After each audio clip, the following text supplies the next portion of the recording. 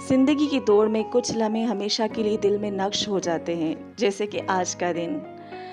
आज जो है ना, काफ़ी इंतज़ार के बाद, काफ़ी वक्त इंतज़ार के बाद ये दिन आया था। ये अस्पताल की दीवारें आज खुशियों की गवाह बन गई थी, क्योंकि एक नन्ही सी जान ने आज हमें मुकम्मल कर दिया था।